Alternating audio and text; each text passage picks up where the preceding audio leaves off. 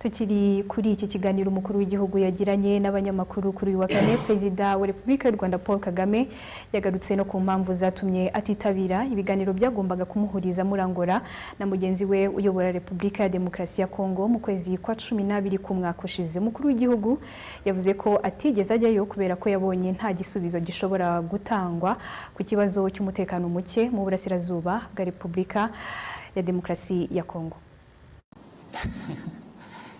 In fact, it's really sad. We have processes and we have leaders leading these processes. And what becomes more important is the appearance, the camera appearance. It's being seen there. Mu by'ukuri ibi birababaje. Hashyizweho uburyo bwo gukemura ikibazo, hajyaho n'abayobozi babishinzwe. Ariko icyo bagize ingenzi nuko hagira tugasinya ibintu ariko bikarangiriraho. Ikibazo ntigikemuke, ariko bagasigara bavuga ngo twagiye Rwanda. Nibyo, ariko si igihe mperuka we byatanze iki? Nagiye y'inshuro nyinshi kugeza igihe numvise ndambiwe.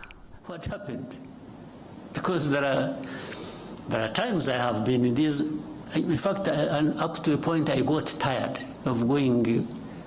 We have meetings in Nairobi, I was always present. We have meetings in Rwanda, I was always present. We have, wherever there were meetings to discuss how to end this problem, Rwanda was present.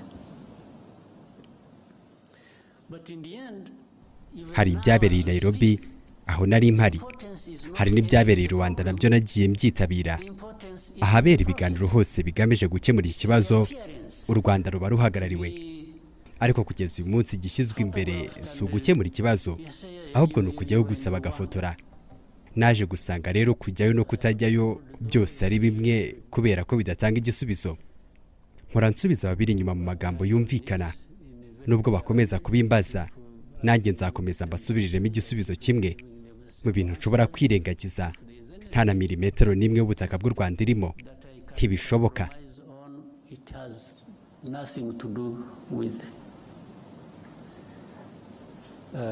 Ceding even a millimeter in terms of preserving the security of our country. Absolutely not.